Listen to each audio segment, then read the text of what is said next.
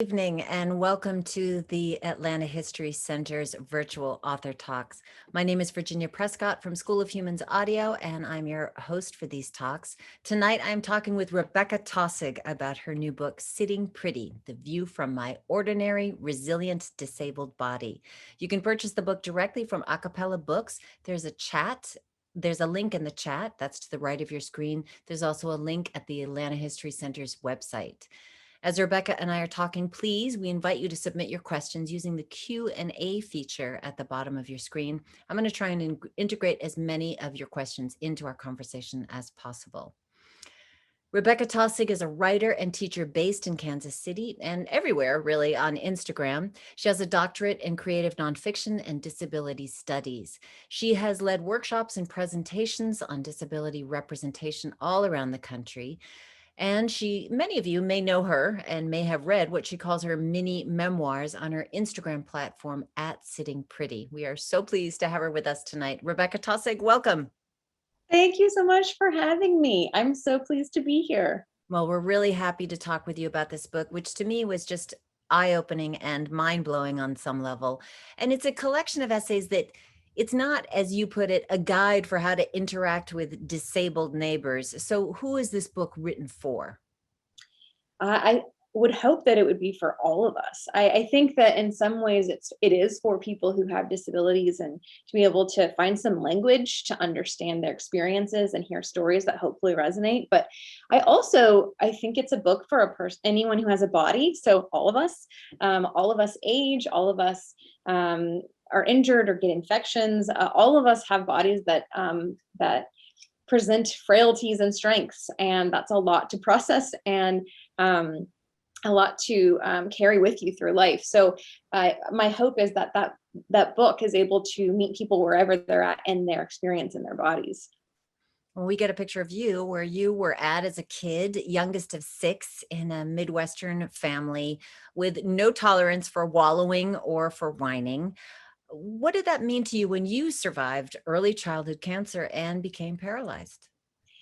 Yeah, it's a both and experience, right? I think in some ways that that attitude in my family was a huge part of building my resilience, and not just um, quitting, right? Not just deciding this is too hard and this isn't fair, and sitting in that and staying there. I think at the same time, so that's the scrappiness that I appreciate and value in myself, and shows up all the time. I think at the same time, there was a loss in not being able to grieve or have as much space or language to articulate some of those losses. And it took me a long time to be able to look at that loss and feel the impact of it, and to look at some of the early traumas of being a tiny child going through cancer treatments, of what it's like to be visibly different from everyone in the room wherever I go, the toll of inaccessibility. Those were things that I didn't really have very much space to explore until I was older.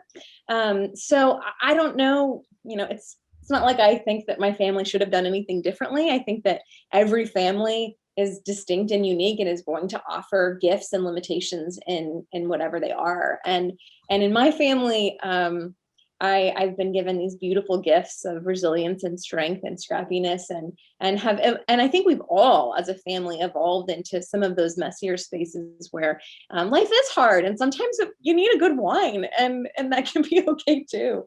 So I think it's a both and. Well, very early on in your life, you must have been like 6 or 7, you started giving inspirational talks at schools and congregations along with your mother. What was your message then?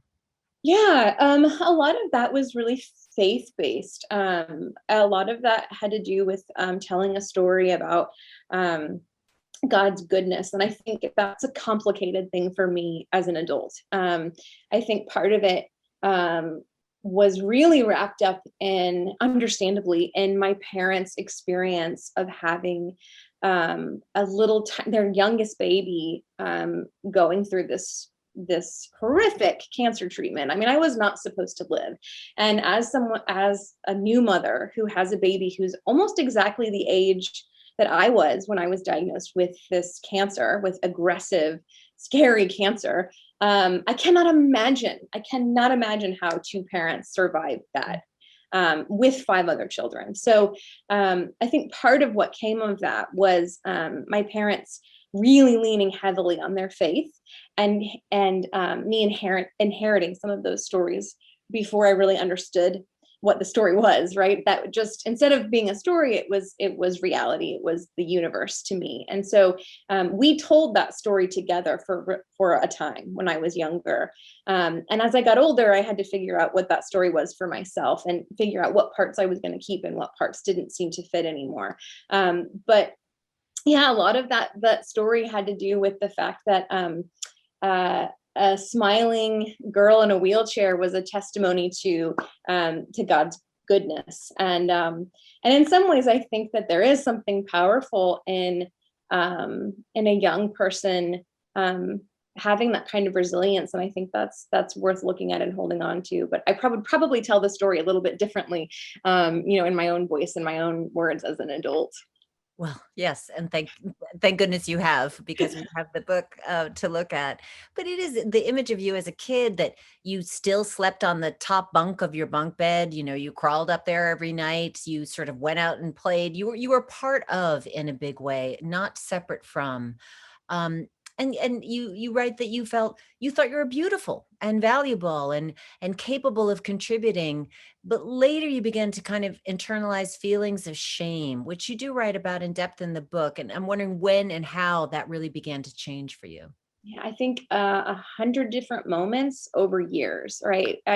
It wasn't one mean kid on the playground that changed everything, right? It was a thousand of encounters and moments, and with people and stories, and looking at the world around me. My son is like about 14 months old, and I'm watching him just receive everything around him. He's just picking up on every detail and every intonation, and I think that's what my child brain was doing too, right? I was receiving 1,000 different messages. So it would be things, some things small, like noticing that the way that kids interacted with me. I started a new school in second grade, so the kids that had grown up with me through kindergarten and preschool, I kind of said goodbye, and I started fresh with these kids who'd never seen a kid like me. And I noticed that they reacted. I noticed that I didn't seem to blend seamlessly into their dynamics.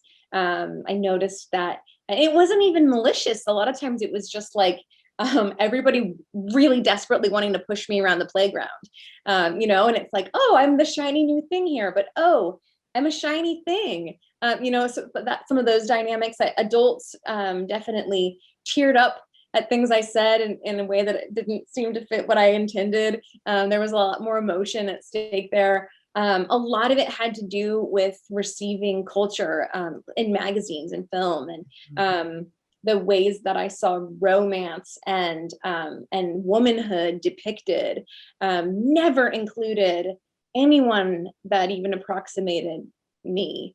And so seeing that disconnect over and over again, here's an image of power, here's an image of a love story, and then not seeing myself there adds up over time. I think particularly when my peers hit milestones like dating or getting a job or transitioning into college, I couldn't follow that exact path, or it didn't seem like I fit into that path, or there was always some sort of like bumping up against something that didn't fit. And I think it was often really pronounced for me in those moments too. But all of it was collective, right? It was something that accumulated slowly over time, so much so that I don't think I would have even known how to describe that feeling until much, much later. Somebody anonymously said, just a comment, I love your kitty. But others, Nancy says, your book is among the finest I have ever read. Congratulations. Thank you. Kaylee McCarthy says, I really enjoyed reading your pieces in Time magazine. That's how she found out about your book, or that's how Kaylee found out about your book. Do you expect to share more articles there? And how did that begin? Yeah, that started, they printed an excerpt from the book, or a kind of a edited excerpt from the Complications of Kindness chapter. And it was a really good experience working with the editors over there. And so that evolved into a couple of pieces about the kind of the pandemic and experiencing them as a new mom. And I would absolutely love to write more. I hope so. I definitely hope so. There's a lot of stories to be told, and a lot of them have been about motherhood, but because that's sort of a giant piece of my world. If the third time I've mentioned it tonight isn't a clue, but there's a lot of stories to be told. So I hope there are more for sure.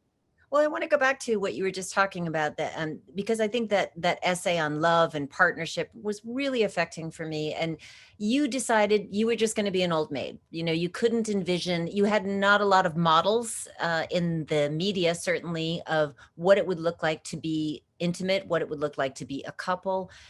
But I think that I and a number of other people watching recognize that something you never thought could happen, so you just decide or pretend you didn't want it. Did that feel empowering then? Oh yeah, yes, for sure. Because then it's your decision, right? I made up a contract with my sister, and we signed it together. And she, for my birthday one year, she made this whole book. My beautiful creative sister made this whole book for me of all the things we would do as old maids. And it was, give each other haircuts and invite all the people in our apartment complex over for Thanksgiving dinner, and like all the things that we would do as single people. And that, imagining that, that felt possible. And that felt like, okay, there's a way that this could be good, and it's something I'm choosing. I'm not longing for something and then being rejected, like kicked in the face with the hope that's unmet. Um, so the same thing. I mean, I did similar things with picturing myself as a mom too. I really struggled to imagine myself as a mom. I didn't know that I would ever physically be able to carry a baby. Didn't know that I would be able to adopt either.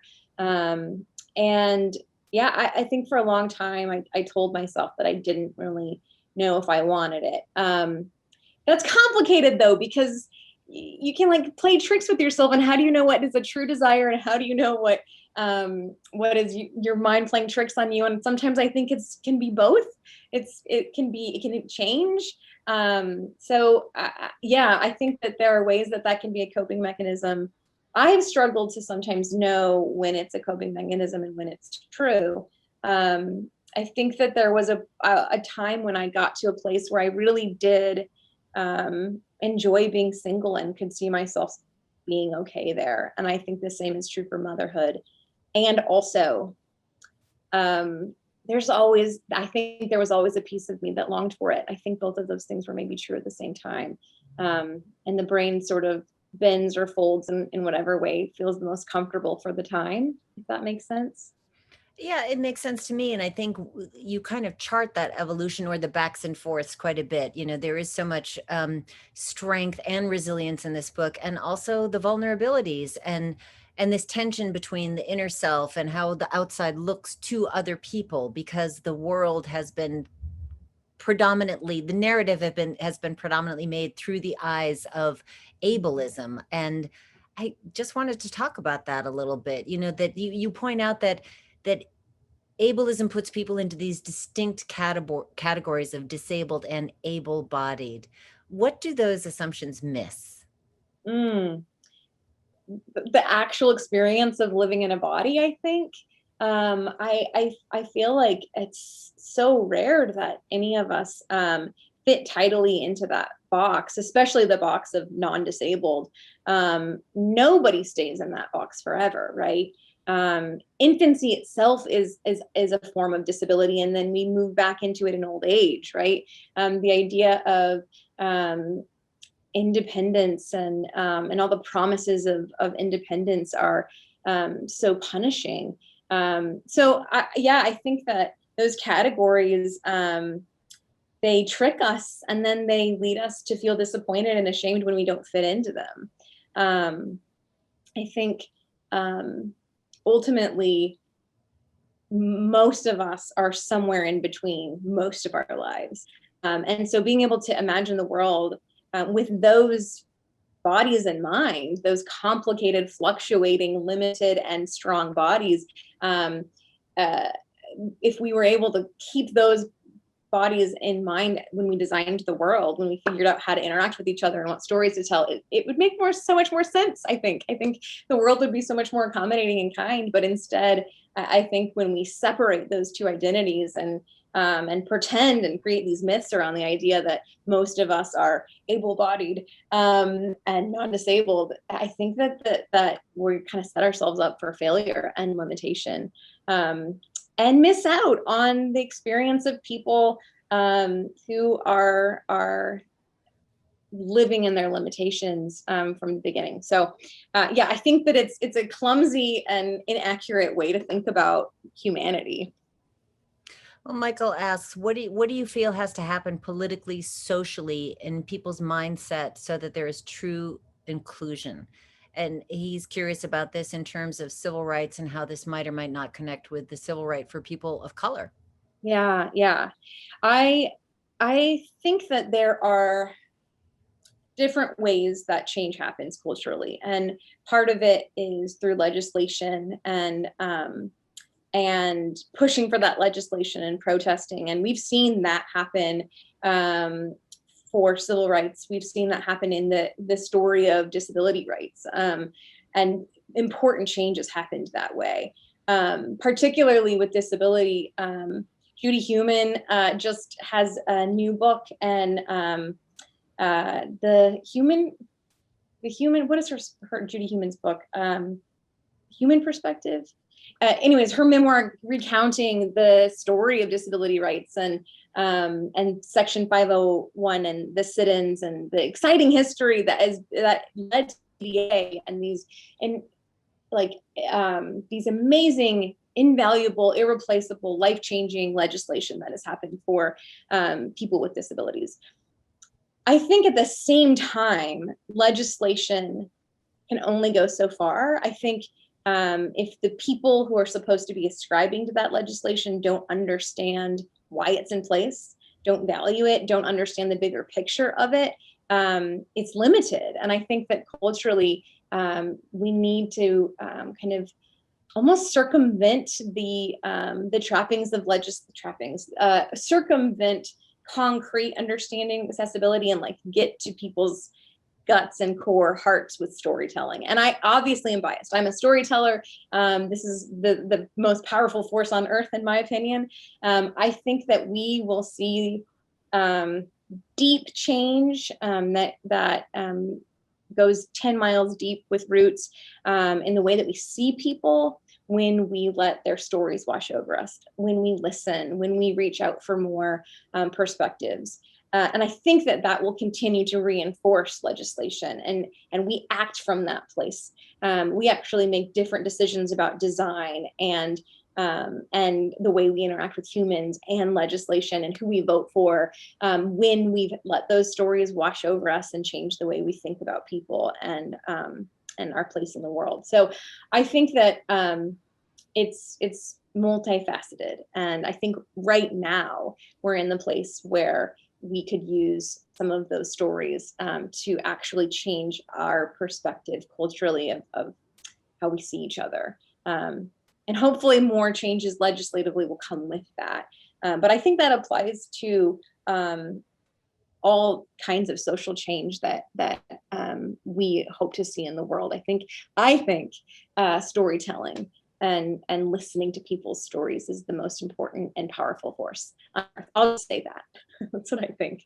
Well, it's interesting. One of the things that struck me reading your book is that that how much our cultural narrative of disability has been formed by people who are not disabled. You know, in literature, the Tiny Tim character, which you write about in the book, and on film, Rain Man, The Hunchback of Notre Dame, all of this, that the narrative usually is coming from someplace else. And it's usually considered in terms, in some way, of value or cost. cost, of course, was a big hurdle to passing the ADA, the Americans with Disabilities Act, signed into law by George H.W. Bush in 1990. And now there are attempts to dismantle it in Congress since as recently as 2017. Are you active? Are you advocating? I just wonder what your role is beyond the storyteller, because that is an effective tool.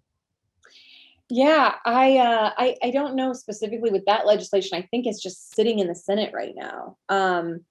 But uh, yeah, I don't. I think that for me, what I have seen my role in that is to use my platform as much to bring the experience of accessibility in the ADA to life. I think that you get to the place of saying, well, this legislation is too expensive for businesses and poor businesses who have to think about accommodating these fringe experiences of disabled people in the community. I mean, that narrative, that's a story that we tell ourselves. And I think that I think that if we can disrupt that narrative and bring actual humanity to something like the ADA and the experience of being in the world and what it means to me, to how I think about my role in a community when I can't enter that community.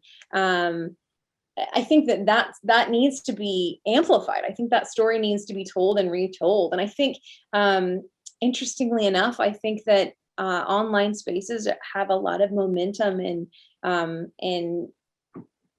telling that story to more people. I've seen, even just in the time that I've been online and telling my story online, I've seen disability advocacy and the voice of disabled creators growing. I think people are starting to realize, like, oh, this isn't just like 5 people, like this isn't just a strange, exceptional fringe experience, but like we're built on communities of people who have particular needs, and being able to think of those needs makes all of us stronger. It's not a drag. It's something that makes, when we think about who needs to be included, we realize that there's ways that all of us can be included that we're just not thinking of right now. So I would just say, yeah, I think that for me, I think playing to my strengths as a storyteller is the way that I see myself participating in that so far. You mentioned in the book, just going back to this kind of idea of cost, that, this is, you just said a drag on society, or a drag. You said right in the book that that the cost of a care for a person with disabilities like yourself, I knew I was expensive. When you were you realized this when you were a young adult, and you were facing maybe going off of your parents' health insurance. This was before the Affordable Care Act. And benefits and support, these are tied to income. And as you point out, a person with disability twice as likely to live below the poverty line. So what kind of decisions did that drive for you then and now? Oh, wow. Well, some doozies. I think the fear and anxiety of how I would enter the world, how I would take care of myself, how I would participate, who would hire me, how I would pay to live, was really incapacitating for me. And at the time, the drive of needing health benefits and not being able to picture myself having a job, and seeing, in my early 20s, I had some really complicated health issues come up for me. And so the combination of all of those things led me into a really early marriage. That seemed to me to be the only solution, really. It's funny to say that now, but it seemed like this person, who has been a good friend of mine for most of my life, will take care of me. I can get health benefits by being his wife. That's how the system is set up. I felt really safe doing that, and ultimately found that that is not actually a good reason. It wasn't for me to enter into a marriage. That there are other ingredients that are essential for making that actually a hospitable place. So I definitely reached for a solution in the way that a young person, young, desperate, scared person might do. And as I got out of that marriage and started to make a life for myself, I found out about more resources I wasn't aware of at the time, and started to sort of cobble together a life. But yeah, it definitely led me into some pretty dangerous and foolish. I wouldn't say foolish. I think that I think it was more desperation and trying to survive.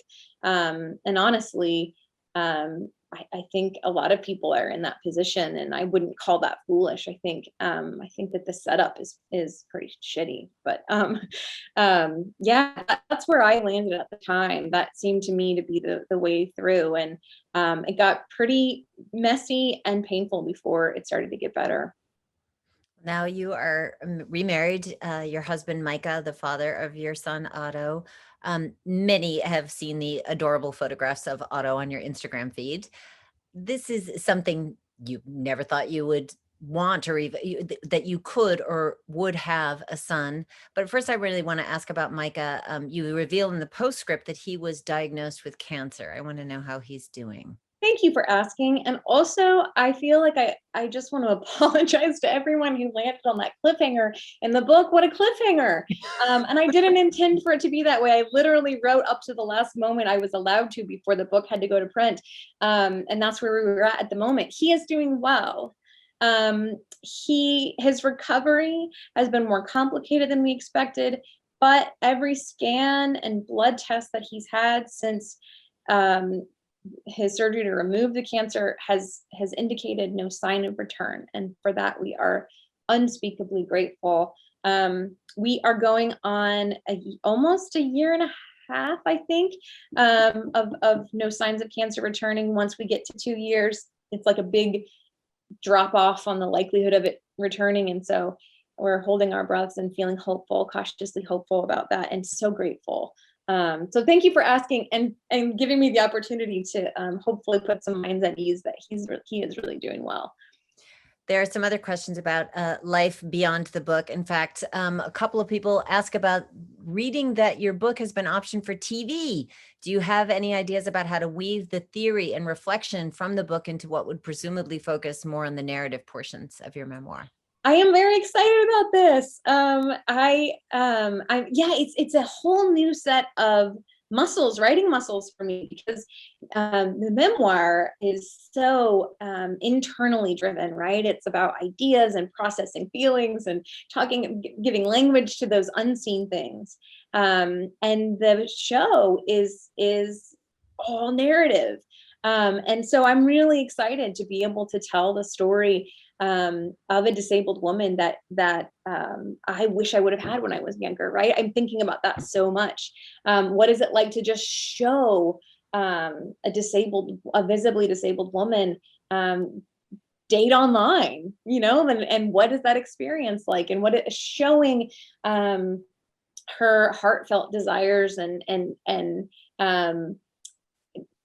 her complicated experiences working as a teacher in a classroom, and what does that experience feel like to be the only visibly disabled woman in the room, and to try to talk about disability with students. I think that so much of it is my hopes for it is that we can enter into that story and feel that experience without even being told, what we're supposed to feel, but that we actually enter into the complication of this human life.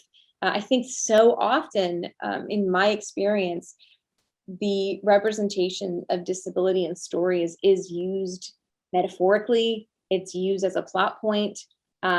It's there to do something very specific for the real story. And I just want us to enter into the world of this character and feel the textures of that world and let that experience become real. To me, that translates into legislation on the ADA. I think that when we feel that experience and we understand this life as part of humanity, this set of experiences as part of humanity, I think that changes the way we think about legislation, about including that person on public transportation. We want that person to be able to be a part of our life. So Now I'm forgetting the original question. I'm excited about the show. I'm learning so much. The world of television is different, and it's flighty apparently. So we don't know for sure whether or not this will actually get to the point where it's airing and it's a whole series, but we are working so hard to make that happen, and are really hopeful that people will want to do that with us. And we're making steps every day. So everyone keep your fingers crossed. Let's be hopeful. Well, I've spoken to a number of writers who they don't have any control over what goes on with casting, because the question is often, who is your ideal actor for this character? But do you have somebody in mind, or would you be insistent that this is a person with disability? Everyone's on the same page. Absolutely, she has to be disabled. And I was really heartened to hear that everybody I talked to throughout the process of since the first days of talking about this show, everyone's on the same page about that. It seems like it's an obvious thing, and I'm so glad, because it should be, and it hasn't been in the past. So I think that in itself is suggests that we're moving in a really positive direction in terms of representation and storytelling. I am really excited about the idea of opening this up to casting across the board, right? Like who has been waiting for this role and is ready to go. I think that there are a lot of potential. I imagine that they're, ready for this role. I think that there's probably a lot of people out there, and I think we're going to open it up and see who might be a good fit, which is in itself very strange to think about someone playing me. But yes, she will obviously be disabled as well. That will be important. In fact, the whole production team is really invested in bringing disabled creators into every part of this story, not just the actress, but I am a co-writer, and the hope is that we will bring disabled creators into every part of production, starting as shadows. So we would have someone learning the skills, and then hopefully by season 2 or 3 or 4, they would actually take over that roles, because it's important to bring disabled storytellers into every part of that, right? Stories are told on screens with so many different hands involved, and you can have a disabled actress and writer, but what about directing and editing and costume design and set design? We need that perspective in every nook and cranny of the storytelling experience. And also, we just want more disabled creators in the industry. So come on, let's do this. So I'm very excited about that part as well. Yeah, we're all cheering for it even more now.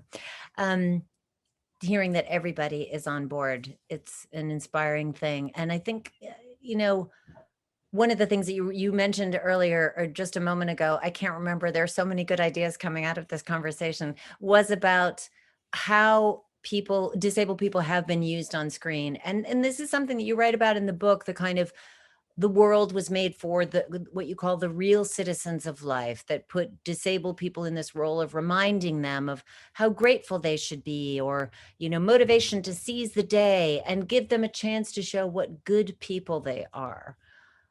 This is something that makes people really uncomfortable, or at least you write in the book that when you write about being a magnet for kindness.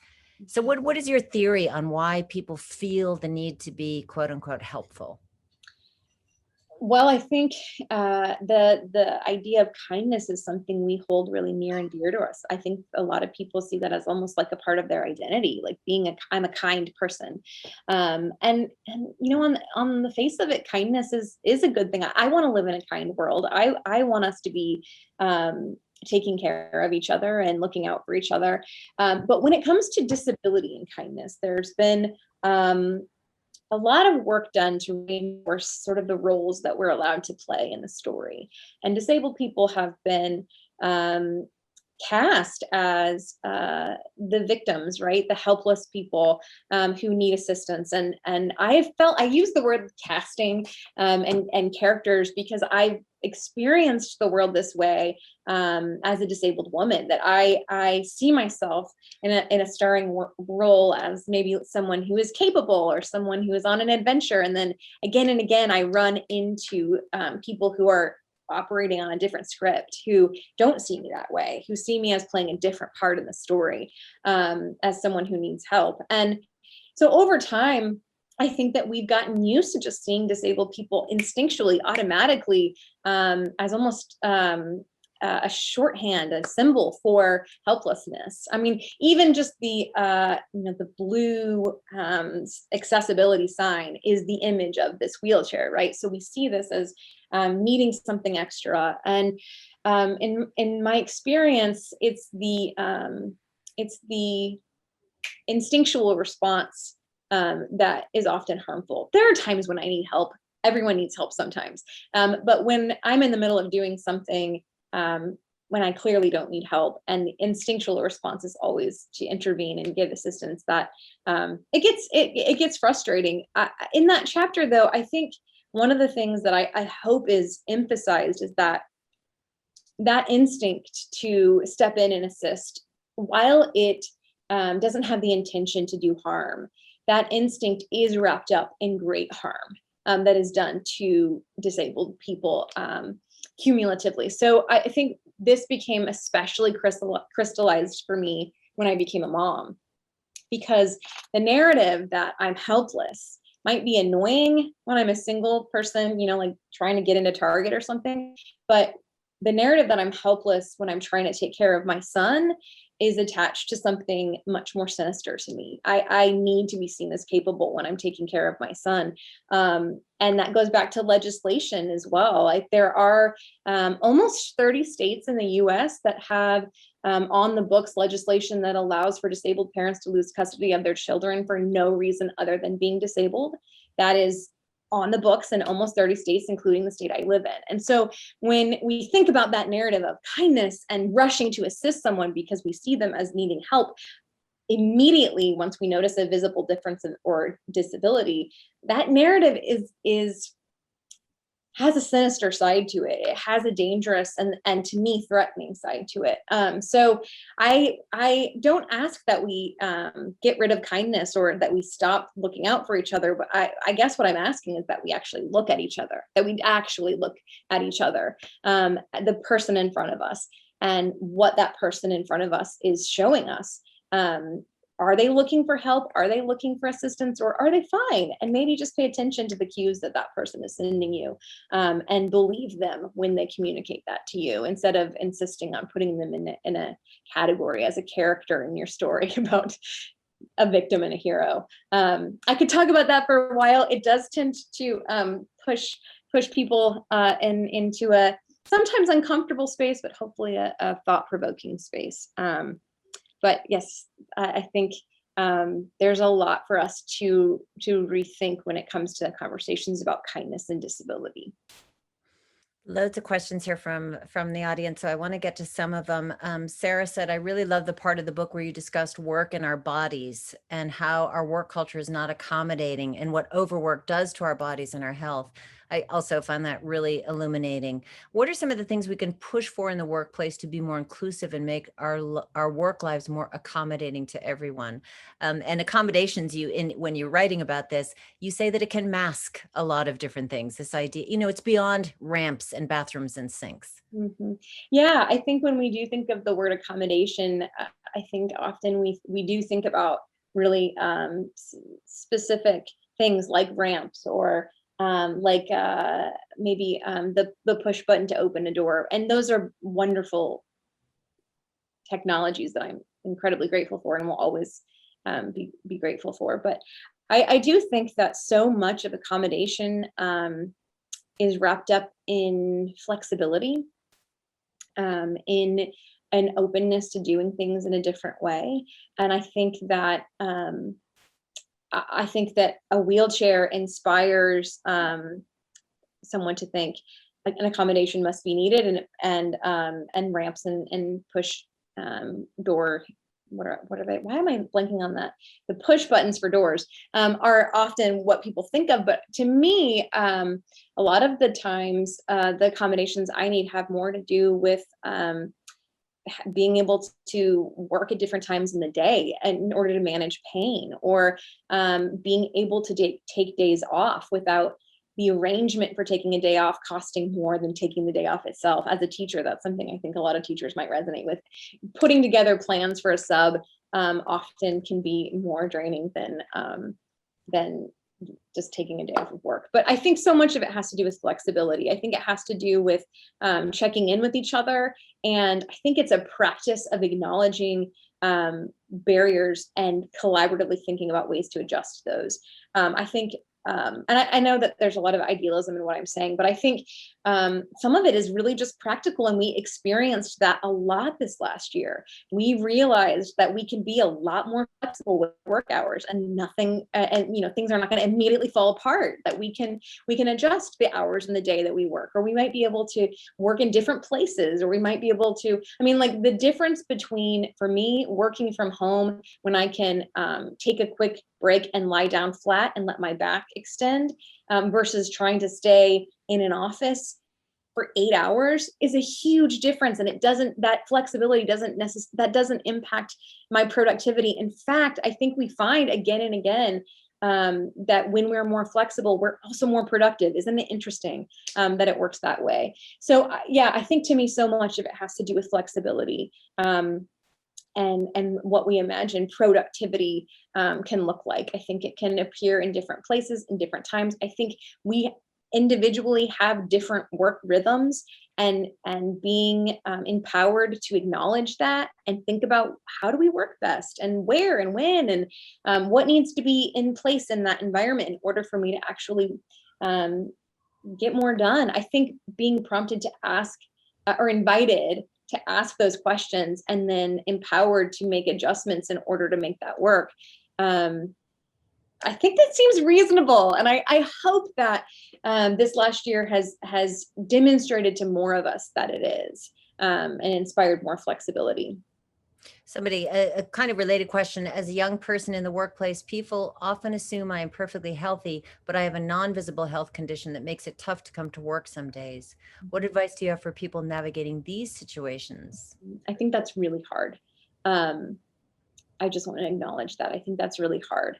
And I guess what I'm hoping for is that as we practice building more flexible work environments, that part of that is acknowledging that all of us, not just the woman in the wheelchair over here, not just the person with a cane, not just the person with hearing aids, all of us have different sets of needs. And we don't always see that right on the surface. In fact, I think usually we don't. I think even for me, most of the needs that I have actually are not really about my paralyzed legs. They're about invisible things in my body, pain and things like that. So I when it comes to advice, I think this is really hard. In an ideal world, I think finding a few people that you trust and sort of bringing those trustworthy people in on that is what I would hope for. I understand that not every work environment has those people. And I think that that's part of what makes it difficult. I think for those of us that are in positions of any amount of leadership, anyone who is in a safe enough space to vocalize that, I know that it feels incredibly vulnerable and like the last thing that we want to do. Ooh, there are fireworks going off in my neighborhood. Sorry.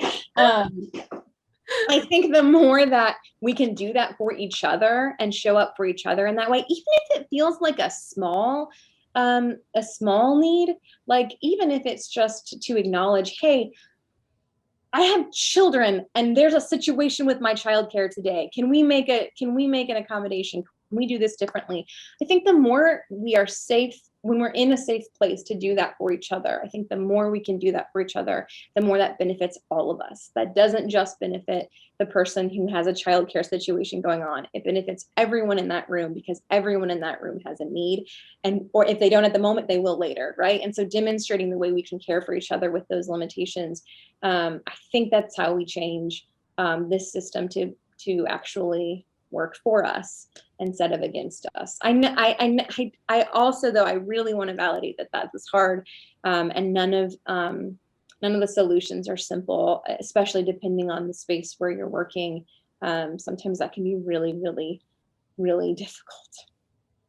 Right. It's something I think we all buy into, that, you have to be the earliest to work and the latest to leave and work the hardest and be faster and have unlimited energy. This is such a huge pressure. Mhm.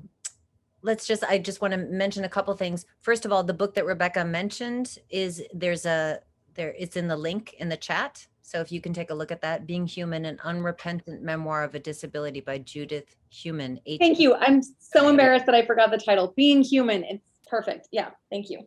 And then also, Sea Talent is doing a great job of pushing disability representation across the film industry. So that's Sea Talent, if people want to look into that. Let's see. Here is, what advice would you give to a new wheelchair user for navigating accessibility in our world and dealing with staring and how others perceive you? Oh, it's a lot, isn't it? Yeah. I think until you've been in that position, it's difficult to articulate the weight of that. Because it sounds, I mean, on its surface, it sounds maybe annoying, but like, how much harm does that really do? I don't know. But to me, sometimes the weight of staring is enough for me to feel like I don't want to leave my house. I don't have it in me today. I don't really want to be out there with all of the sets of eyes on me. And especially as a mom now, it's kind of become even more of a weight. So, and I also want to acknowledge that my experience will be different inherently because of I've been disabled since I was young. So even my experience of staring wouldn't be the same as someone who is newly injured, right? That abrupt shift has to be really jarring. Whereas for me, I can even remember I went to the mall with one of my oldest sister once when I was like a teenager, and she she's quite a bit older than me, so she was out of the house by the time I was in kindergarten. So she was going to the mall with me one of the first times that we'd done this together, actually. And she was like, wow, I just never realized how many people are staring at you. How do you cope with that? And even at that point, I was like, yeah, that's kind of ordinary to me. But also a huge weight. So I don't, in terms of advice, I'm not great with advice. I'm so sorry. In terms of advice, I think part of it would just be to give permission to yourself to recognize that is a weight. And maybe if you feel like staying home one time, maybe let yourself do it and rest and acknowledge that, it is a lot, and you're not a wimp for being tired of it. You're not too fragile. It's a lot. It can be frustrating. It can be draining. It can be humiliating depending on the setup. On the other side of it, I think that a big part for me of navigating the world with that inevitably built into my experiences in public really impacted the way I think about clothing and becoming a person. I'm not demonstrating this for you tonight. This is my black t-shirt, but I think that part of the when you're feeling up to it, when you feel like maybe you have enough strength to play with this, I think being aware of the fact that people are staring at you already gives you the opportunity to sort of play with that, right? So thinking about what you wear and what message that sends to people, maybe throw them off their game. They're waiting to see a sad disabled person and feel sorry for them, and you're like, actually, I look fantastic, right? Like playing with that a little bit. And I'll also say, Izzy Wheels is this company, this two sisters that live in Ireland that one of them is disabled, a wheelchair user, and they designed this line of wheelchair cover for wheels that are these gorgeous designs. And I got a pair from them a couple of years ago, and they're like these really funky, beautiful, this really cool artist from the UK designed the design I got. And they just had like faces of women, all different kinds of like really fun illustrated women along the sides of them. And when I started wearing those in public, I noticed a distinct shift in the way that people interacted with me, and particularly my chair, right? Because suddenly there was a way for them to interact with my chair that was immediately playful. It wasn't sad, it wasn't medical, it was artistic. And I think that changed the dynamic that I had with people. So if they were maybe still staring, maybe still looking, but I got to dictate that conversation a little bit. So I think it's a both and depending on the day, you might feel up for something playful, changing the conversation. And sometimes you might just be tired, and that's okay too. I think both of them are okay. That's my best shot at advice. I'm sorry, I'm not, I don't see myself as an advice giver, but hopefully that's at least a little bit helpful. Okay, question. Anne wants to know, there's a lot of research and articles right now about first person language and labels. Neurodivergent is a newer term, for example. Instead of Joe, made up his name, has autism, it becomes Joe is autistic. How do you label yourself, and should labels be as important as they are now? Okay, we could spend an hour or two talking about this. I love this conversation. I'll try not to ramble on at length. I use identity first language, disabled person. I think person first language has been sort of accepted as like the correct way to talk about disabled people for a while. And I think that conversation has recently started to shift. There are a lot of disabled people who prefer identity first language, in part because for me, disability is a part of my identity. As someone who grew up in this body, I don't see that as a separate part of me. I don't see this as Rebekah, and then there's this disability over here. It's kind of one, right? It's been a huge part of shaping how I think, what my stories are, who I've become as a person. So to separate those as person with a disability feels inauthentic to me. So there is a lot of conversation being had about those two terms and which to use. And it's interesting, online on Instagram, where I spend a lot of time, when disabled people use identity first language, you will inevitably see in the comments people who say, that's not the way to talk about it. That's not the way you're supposed to do it. There was an article written about me for Cup of Joe where the disabled writer who wrote the article used identity first language. And there was this uproar in the comment section about how inappropriate that was, which is interesting when disabled people are choosing that language for themselves, which I think leads me to my main takeaway with language is to listen to people describe themselves. I think that it makes a lot of sense why some people might prefer person first language. I think language is really personal, and it hits people in really personal places, and there are implications to the arrangement of those words. They mean something, they tell a story, and so I do think that it matters what words we use, but I don't tend to be a person who thinks that we're going to arrive at the correct words to use for every person in every case. I think as much as we can, listening to people and letting them kind of dictate the words that we use is fundamental. I think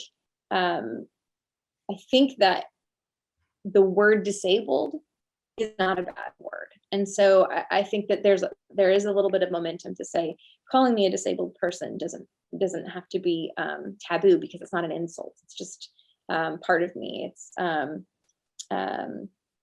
It's fundamental to who I am, and it's not a bad thing. But I do think that the conversation about language I think it's important, but it can get kind of exhausting sometimes. It can be difficult to keep track of. And I think that acknowledging that language changes, that it's personal, that it evolves over time and throughout culture, and it can take on a different note depending on who uses it and when and how. I think we have to acknowledge that, which I think, is disappointing for a lot of people who want to know the right answer and what to use and how to approach people. I think it's not bad to say disabled person, but if somebody says I prefer person first, you got to listen to them. I think that that's the main takeaway. And it's never, I don't think it's ever bad to ask. I think acknowledging that people will have a preference is a good thing. So we could talk about that a lot longer, but that's my, I don't know, my shorter spiel on it. Okay, another question. Have you taught, this takes a little explanation. You were a newly minted PhD, you were a teacher, you went to work at this independent high school. You were convinced that people just had to be educated about their rampant ableism. The students somewhat met you with blank stares, but there were a lot of different reactions that you're welcome to talk about. But somebody asked, have you taught subsequent semesters of your class on disability? Has the student reception been akin to your first 2 semesters of teaching it, which were really difficult, sounds like? The first was especially difficult. Yeah. Honestly, it was really brutal. It was difficult to write about. I didn't want to relive it. It was for many reasons, because it was painful, because I would have done so many things differently if I, in hindsight. Um, but the two classes that I wrote about in the book, the first one that was very brutal, and the second one that actually felt a lot more meaningful for everyone involved, including me, are the two opportunities that I've had to teach disability in a high school classroom. The next year, I ended up teaching a nonfiction workshop. And that whole experience was about helping students figure out how to tell their own stories and their own voices. And that was an incredible experience. I don't know, I hope that I'm teaching again soon. This is my first year not in the classroom in a decade. It's been strange. I've missed the classroom quite a bit, and I hope to go back. I don't know if I'll teach high school again, or college, or something entirely different. But yeah, I know that regardless, if I ever teach disability studies again, there are so many things that I will do differently. And I think a huge part of it that I missed the first time around is bringing people to their own stories and thinking about their own experiences. And I mean, particularly your own experience in your body. I think particularly with high school students, they I don't want to lump them all together, but I think a huge drive is understanding yourself. And I think the way I set that up was much more, look at this thing over here and think about this intellectual idea, and isn't that cool, without really bringing them into the experience. And so I would like to do more of that if I teach it again. Let's all reconsider what it's like to be in our bodies. Like chapters like when I talk about work, we mentioned like the universality of that experience. I think that there are ways in to that conversation that are much more about all of us and less about these distinct categories that we talked about earlier in this evening. So that's one of the things I would do differently. But gosh, there's so many things. I think for anyone who's a teacher out there listening, every time you teach a class, you think, oh, there's at least 10 things I would do differently next time. And I definitely had that in tenfold, 100 things I would have done differently with a little bit more experience. So now the ice cream truck is behind me. I've got a noisy neighborhood. You get a very active neighborhood. I do. Okay, so we have to close. I just would love to ask you a little bit about, Otto and his life, and how old is he now? Yes, thank you for asking. I really could talk about him in this night. I can imagine. He is hilarious and amazing, and I don't know where he came. Like, I technically know where he came from, but like, also, who are you? He turned 1 in May. Wow.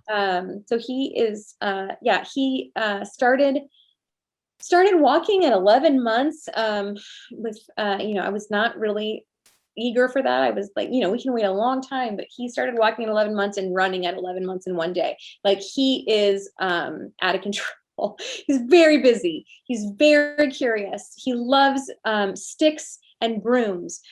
He likes to hold things in his hand. He babbles constantly. He's very expressive, and loud and busy. And I think he's very, very, I don't know who he's going to become, but I don't think it's anything like me.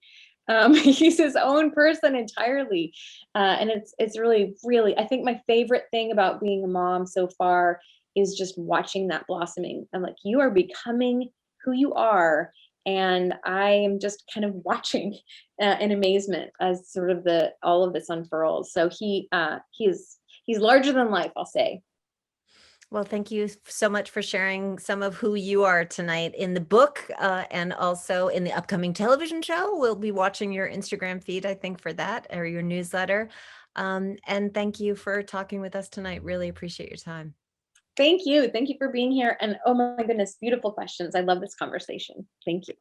Thank you. My pleasure. So if you haven't already grabbed the book, you can get your copy it's actually at Karis Books. There is a link at the Atlanta History Center website. There's also a link that's in the chat right now to get your book, your copy of Sitting Pretty, The View from My Ordinary, Resilient, Disabled Body by Rebekah Taussig. She's on Instagram at sitting_pretty, so you can look for her there too. And thank you so much for tuning in tonight. You can join us on next Thursday. There's another virtual author talk coming up with Amanda Plum is going to be talking about unique eats and eateries of Atlanta.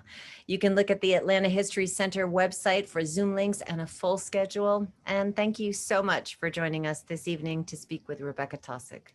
Good night. Thank you. Good night.